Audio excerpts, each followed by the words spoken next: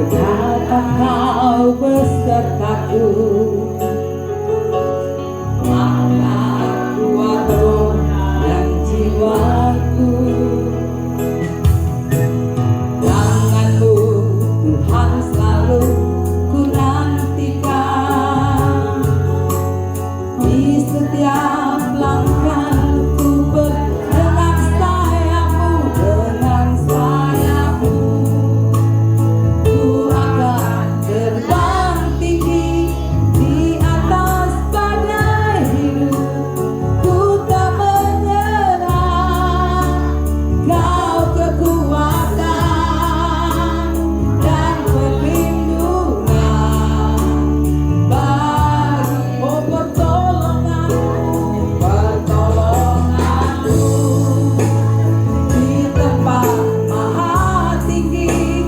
Ku mengangkat tanganku, aku berserah, kau ku nantikan, kau yang ku sembah, Yesusku, Rajaku. Sekali lagi pujian ini.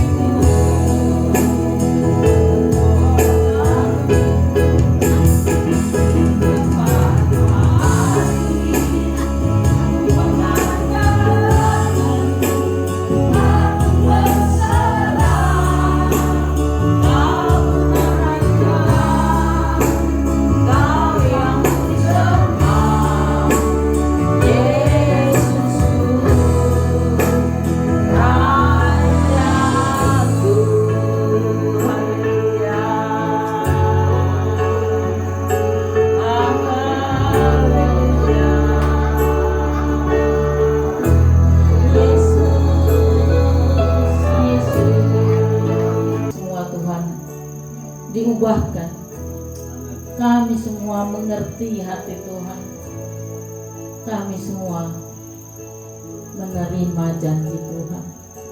Dalam nama Yesus kami berseru. Kita yang berseru, kita katakan amin. Oh haleluya.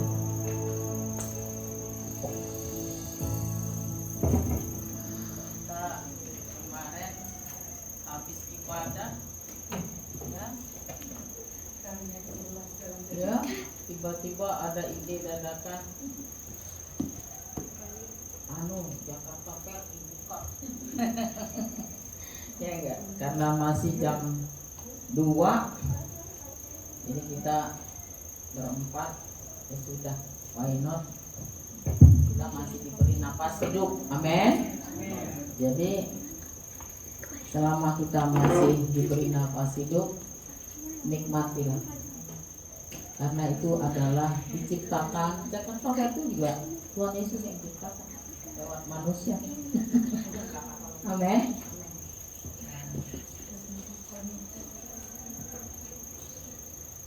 Jadi tadi pagi saya mempersiapkan diri, saya berdoa juga sih, Tuhan, saya itu sudah percaya Yesus 24 tambah 17 tahun perkawinan, 41 tahun ya, 17 tahun perkawinan, 24 tahun pelayanan ya. Jadi kalau mau Ibu Kristina juga bisa punya kesaksian begitu, itu betul. Jadi siapa yang mencari, ya dia mendapat. Siapa yang berlari, ya dia cepat. Ya enggak? Kalau saya jadi jemaat aja mungkin hadir jadi jemaat aja. Oke? Nah, jadi saya dulu waktu saya di politik dulu PDS tahun 2000, saya udah caleg DPR RI, tapi daerahnya Kalimantan. Ya, jadi kami tuh dikasih kesempatan sama Tuhan, satu pesawat kita ke Crystal Church. Ya, di mana gereja yang paling besar, ya Robert Schuller, pendeta Robert Schuller, itu semua dari kaca, saudara, bukan kaca begini, kristal. Kalau kamu beli sekecil gini aja udah ratusan ribu. Kenapa? Blessing dari itu. Ya, kita bagus sekali. Tapi di antara kita itu ada orang yang berdosa. Sudah dapat satu fraksi. Saya tidak perlu sebut nama. Ya, sampai kawan-kawan saya, pejabat-pejabat semua yang bantu kekristenan. Partai pertama kekristenan itu Partai Damai Sejahtera. Yang saya naik Panther, Land Cruiser saya suruh pakai. Karena saya hormat kepada pemimpin. Ya, tunduklah kepada pemimpin. Jadi bukan apa-apa, kita ini ada otoritas. Saya kasih Land Cruiser saya dipakai gratis tahun 2000. Saudara, saya naik Panther. Jadi kalau berdiri di lobi itu Pak Rian itu dokter ya, ketua partai bilang gini, aduh nggak enak benar, silakan Pak hamba Tuhan. Saya dulu masih ketua komisi wanita. Dia nggak enak mau naik mobil saya. Bayangin tahun 2000 saya sudah mengagung untuk hamba Tuhan. Jadi saya nggak pernah berpikir mimpi mau jadi hamba Tuhan, no. Saya cuma love God, that's the important thing. Ya, if you not love God, you got nothing. Nah, kalau nggak percaya bahasa Inggris, lu nggak cinta Tuhan, lu nggak dapat apa-apa. Ya nggak? Lu nggak apa-apa, hadir aja lu sampai Tuhan panggil. Nah, berlari kejar. Ya, jadi waktu kita diurapin oleh pastor dari Singapura, ya kita semua ingin berdoa. Tapi urapan ke saya, dia kan kasih nama satu sama. Itu pendeta bacain satu nama. Saya di sini, baby Odang di sini, pengusaha kaya, suaminya ada ibu tim swasta. Orang kaya yang berpolitik. Kalau lu nggak punya uang nggak berpolitik, lu nyari enggak? Karena cari lu harus keluarin uang. Kalah menang urusan Tuhan. Jangan manfaatkan waktumu. That's the point. Ya, kalau saya memang saya cinta Tuhan. Saya ingin Indonesia ini berubah, bisa mendirikan ibadah tanpa izin itu. Nah, diurapi kita satu-satu. Saya kasih. Ya bisa. Untuk Nora, you have heart for that. Yeah? So many people they are waiting for you. Everything you do will bless. Berapa tahun saudara itu? Tahun 2000 sampai sekarang 22 tahun. Anak saya masih kelas 5 SD yang sekarang. Hah? Imani.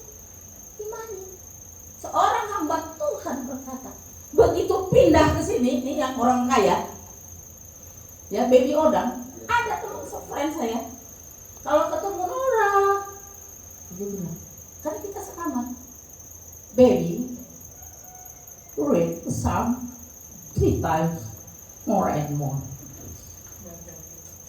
Baca Amsal. Ini tak ada, lu mau dikte Tuhan, lewat mulut orang. No, nggak bisa, itu terus. Tapi selesai itu dia sikut saya, gila lu katanya. Kenapa lu urapannya bagus banget katanya? Ibu nggak tahu. Tapi Itu kejadian sampai sekarang. Sekarang coba, banyak pendeta bilang begini, lo anaknya nggak cakep-cakep loh, kok jodohnya bagus-bagus? Gue nggak tahu, jodoh mati rezeki Tuhan, ya nggak? Ya mereka hanya kumpul di gereja, melayani kenal si Washington 5 juta. Saya bukan rasialis, saya cuma mau mempersaksikan iman saya. Saya cuma bilang begini, HKBP harus Kristen Batak pula. Mereka bilang, mami zaman sekarang katanya boleh lu gereja Morning Star bahasa Inggris, lu boleh gereja Kopassus, boleh. Mami nggak mau belajar. Ishak aja disuruh cari pasangannya, kamu pergi. Nah, kamu ini tuh anak tulangmu. Nah, kenapa itu ada di pikiran saya? Dan sekarang mereka bilang, benar ya mami, benar ya mami. Sekarang kami bisa menikmati apa yang doa mami, iman mami. Nah, dia bilang apa? Satu, you have heart for God. Kamu bisa dikte seorang hamba Tuhan dari Singapura harus ngomong begitu. Orang bisa ngomong, tapi respon. Nah, yang kedua, blessing buat saya. Ya. So many people they are waiting for. Gue ditunggu banyak orang. Apa gue nih debut tanah, mantan Islam, tapi gue nggak pernah takut dunia ini kecuali Tuhan Yesus. Ya. Terus yang ketiga, everything we do will bless. Amin. Sampai sekarang saya nggak kekurangan, badai banyak sekali. Nah, ini kita coba mau dengar apa? Ya. Saulus bertobat. Mari kita baca. Ya, terambil dari Kisah Para Rasul 9 ayat yang pertama.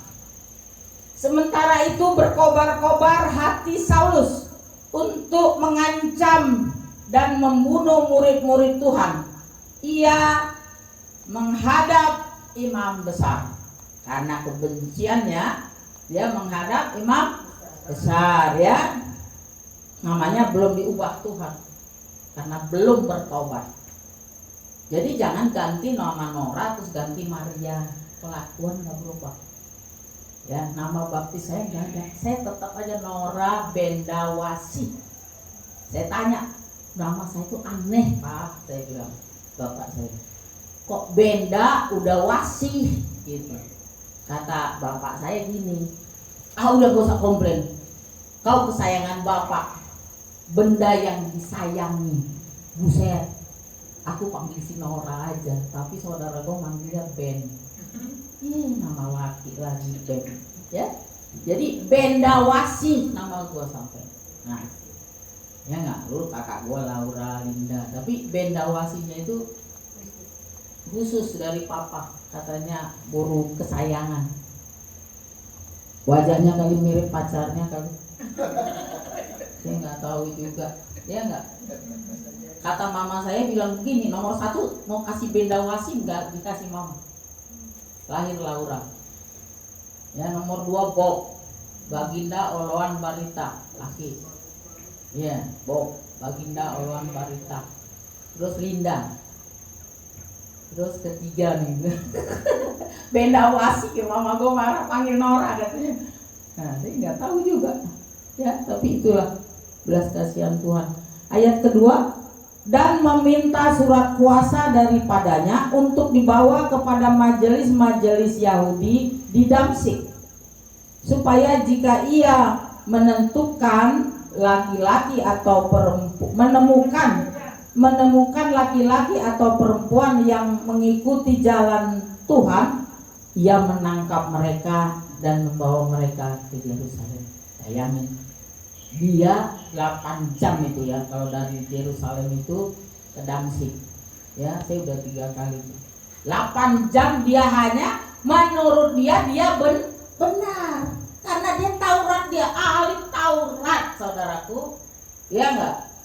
Tetapi kebenarannya dia adalah kebenaran Taurat. Nah, hati-hati. Bu Nora juga harus hati-hati ya. 8 jam dia merasa benar untuk menyusahkan. Nah, ayat 3, dalam perjalanannya ke Damsyik, ketika ia sudah dekat kota itu, tiba-tiba cahaya memancar dari langit mengelilingi dia.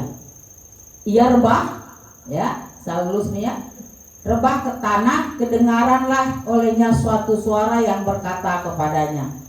Nah, nih, ya, dia dilawat Tuhan ya. Ya, Saulus, Saulus, mengapakah engkau menganiaya aku?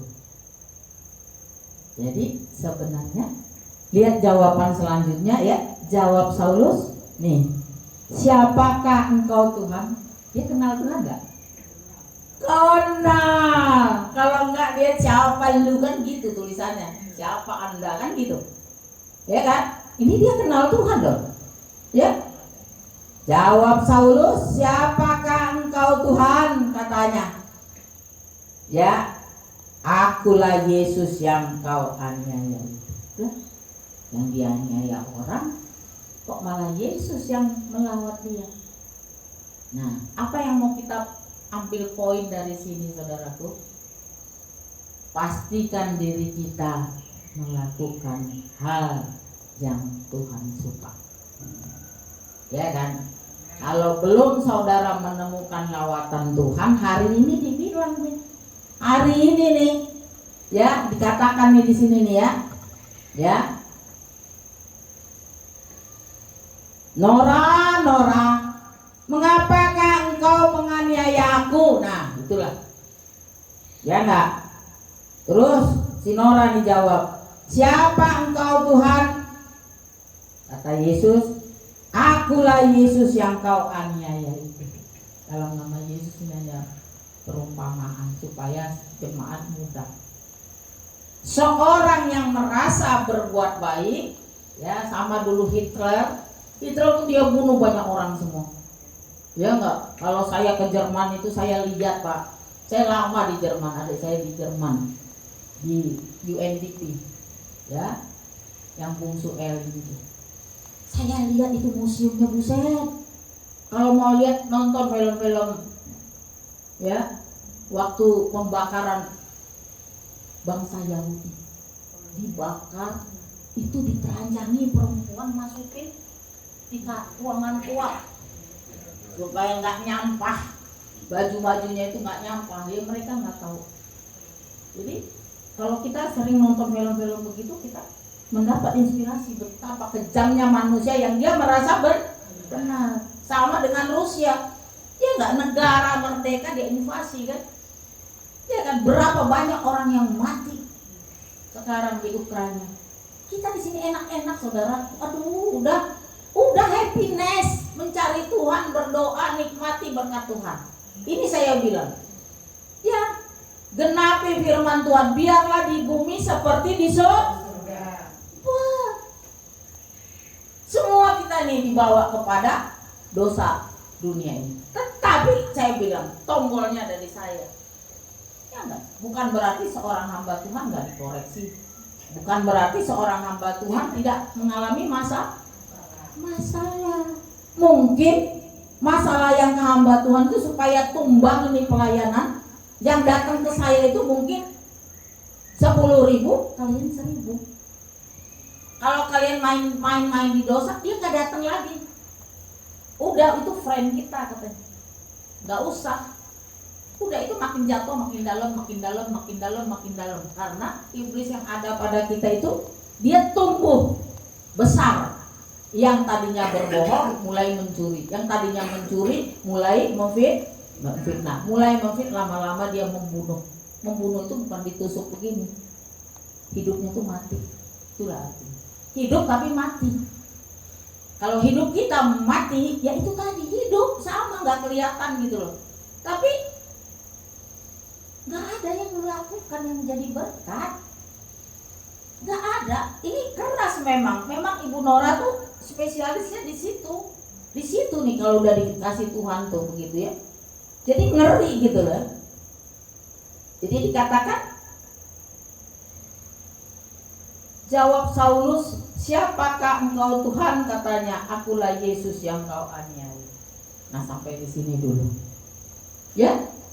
Jadi kita ini, kita pikir kita nggak pernah menganiaya Tuhan. Padahal waktu kita tidak memancarkan kasih terang Kristus, kita menganiaya Tuhan. Nah, kita tahu semuanya ini, khususnya Ibu Nora pun diberkati karena firman itu seperti pedang bermata dua. Tetapi aku mempersiapkan diri pun aku udah diberkati. Waktu aku menyampaikan pun aku diberkati. Kekuatanku lebih lagi. Nah, begitu. Apalagi kalau ini sering-sering dibawakan. Ya. Nah, terus ayat 6. Tetapi bangunlah dan pergilah ke dalam kota. Di sana akan dikatakan kepadamu apa yang harus kau perbuat. Hebatnya Tuhan, Dia enggak memberikan hukuman itu langsung. Kalau dulu orang naik ke sini, kalau dia enggak kudus mati. Perjanjian lama. Makanya Esther itu harus mengulurkan tongkat. Kalau raja berkenan, dia diterima. Makanya dia bilang ke rakyat semua, orang Israel, berpuasalah untuk aku, karena aku akan menghadap raja. Itu baru raja. Tapi kita ini kan terlalu gampang kepada Tuhan. Besok hari ini berdosa, besok minta maaf. Buset. Dia nggak tahu apa yang kita tabur akan kita tuh. Memang Tuhan mengampuni, tapi tetap itulah keadilan Tuhan. Nah, jadi kita, kalau saya selalu bilang begini ya, kalau psikologisnya ya, dulu kalau di rumah sakit tuh belajar psikologis. Kalau lu buruknya Nora lu buruk, 21 tahun lu buruk baru kenal Yesus, 21 tahun lu baru bisa berubah. Itulah hebatnya Tuhan. Itulah hebatnya Tuhan. Dia nggak bunuh kita. Raja Israel lu nggak kudus mati. Nah, ini hebatnya Tuhan, tapi tidak menyalahgunakan. Dia katanya, nanti kau pergi aja ke Damsyik. Ya. Nanti baru diberitahu. Nah, di sini apa sih? Apa yang kita lihat di sini ya?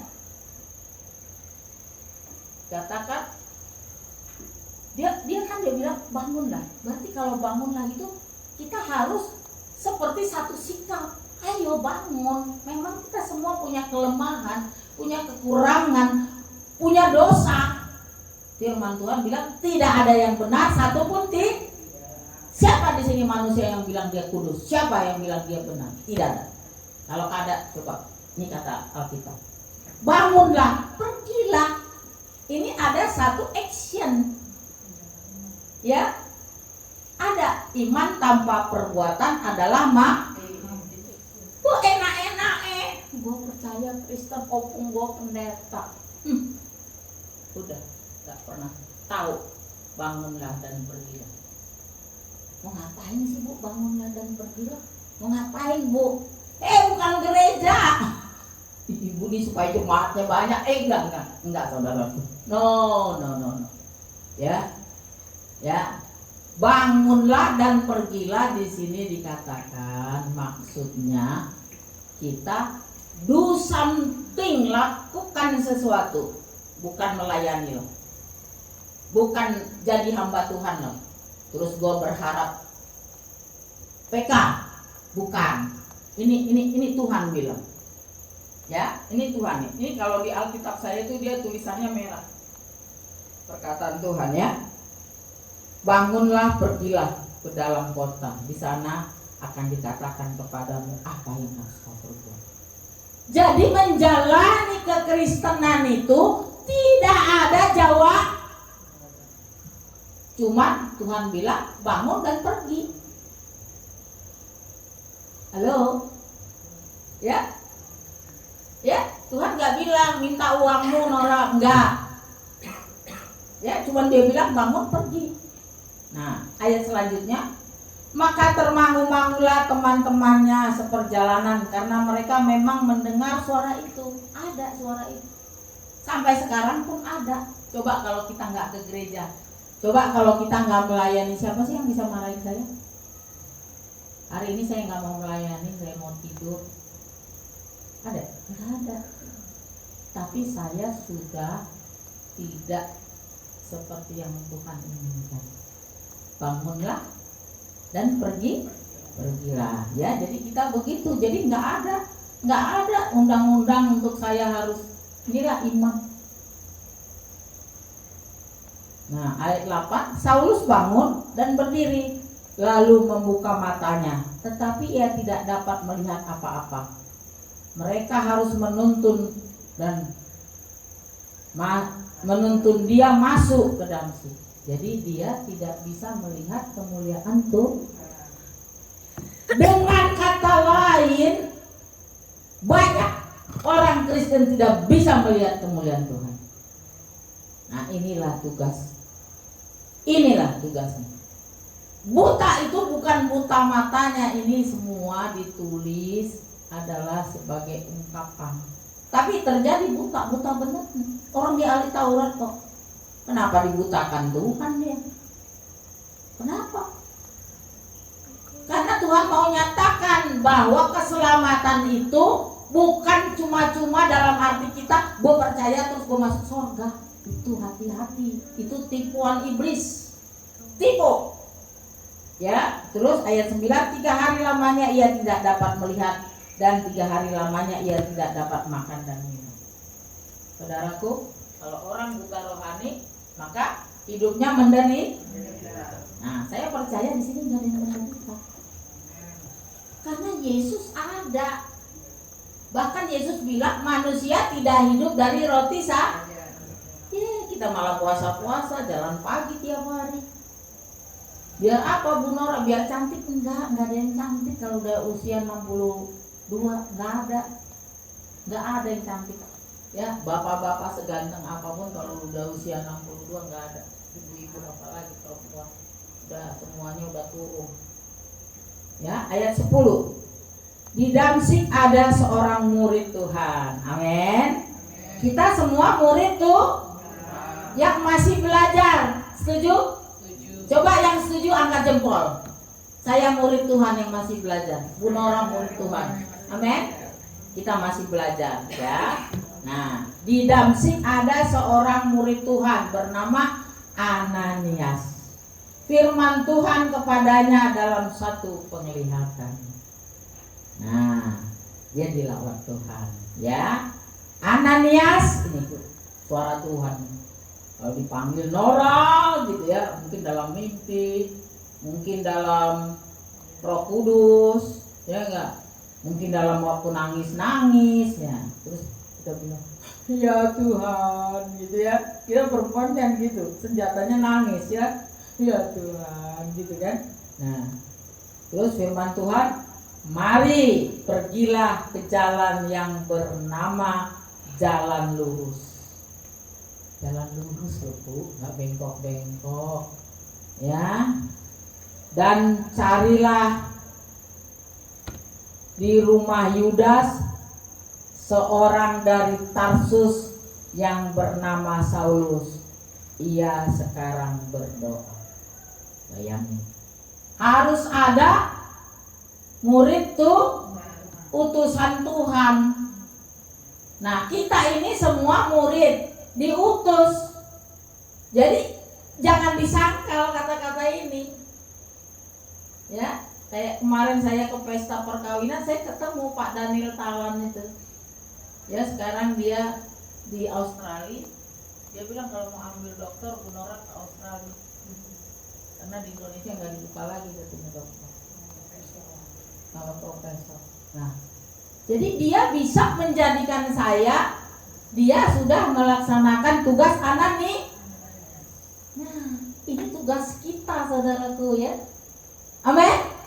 Ini kata Tuhan loh buat kita semua. Ya.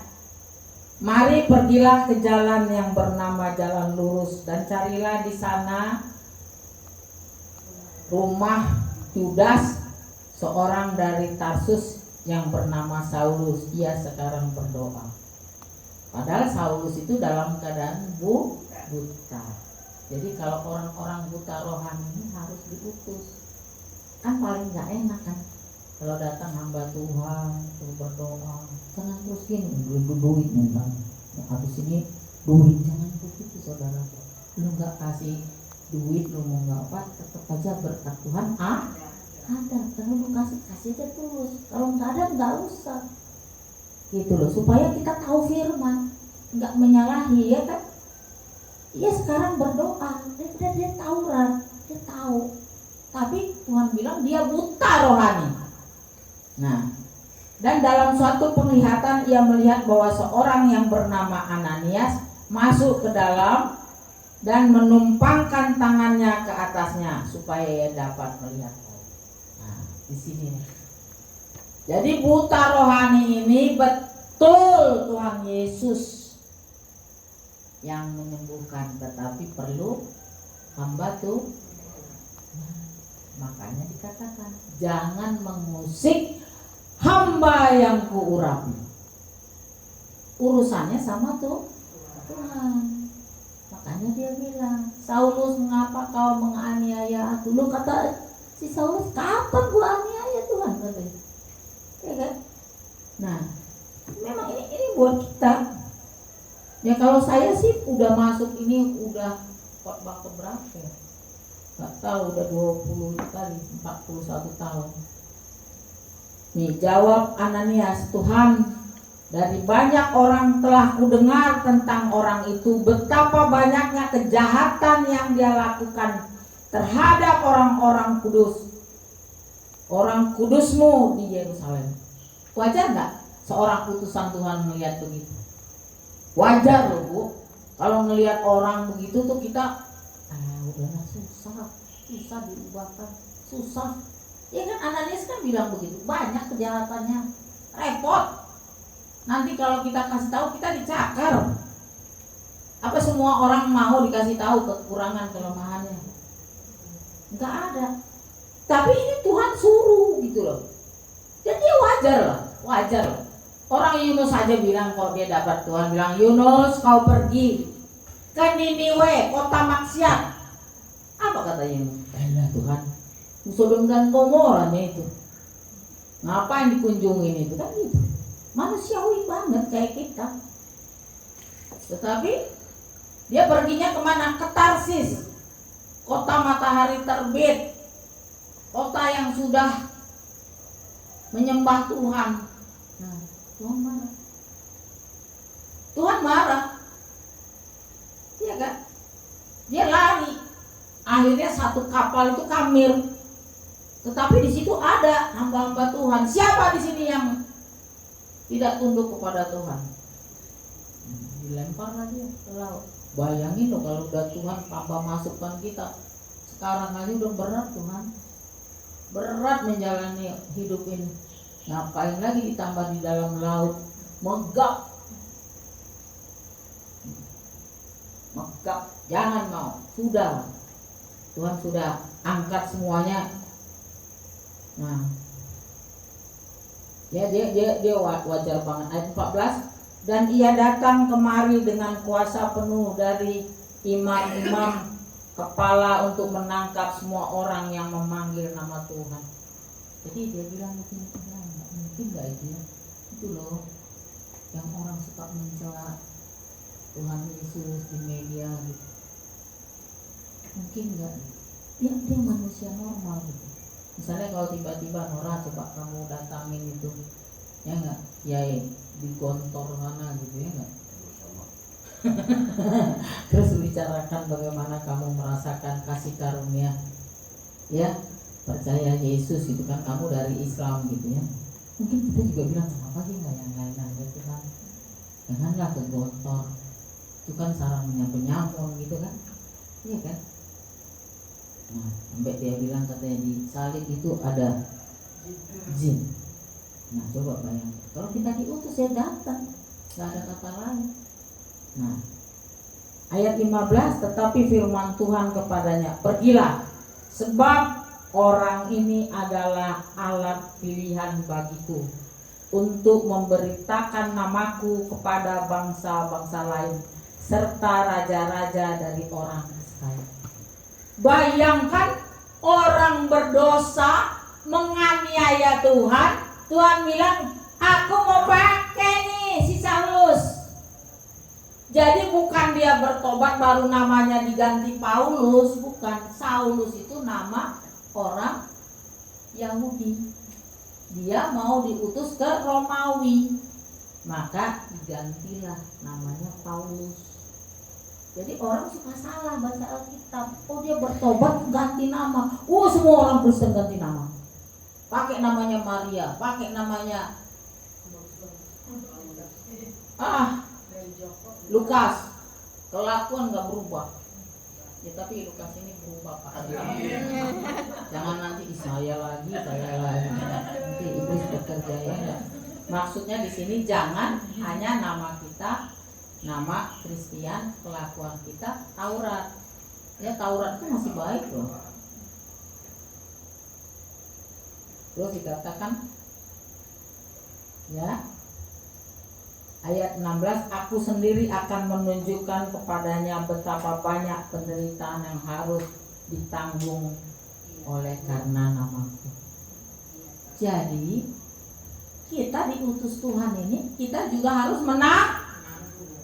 Jadi artinya begini, memang kita nggak anti gores. HP aja pakai anti gores loh.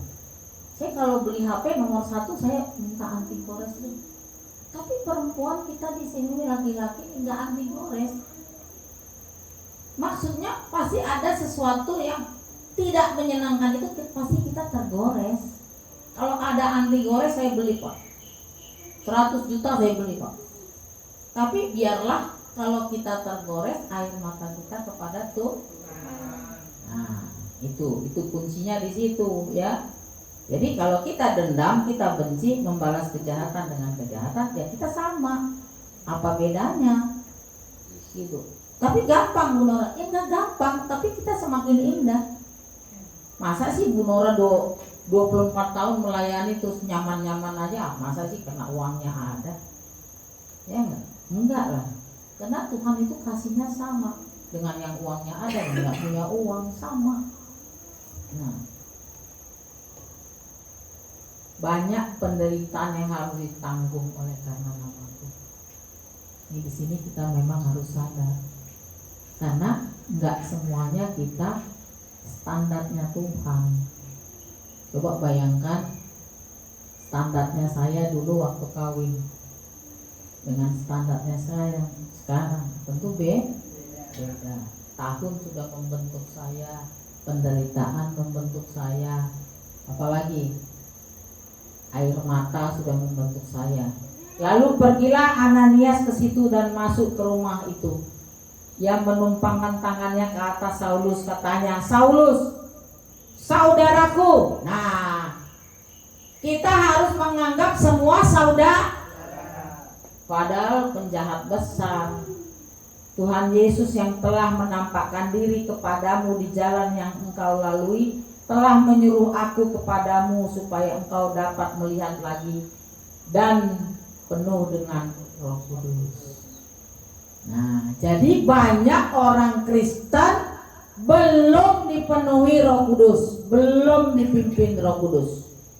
Kemarin kita sungguh diberkati luar biasa, bagaimana Bapak pimpinan daerah mengangkat tentang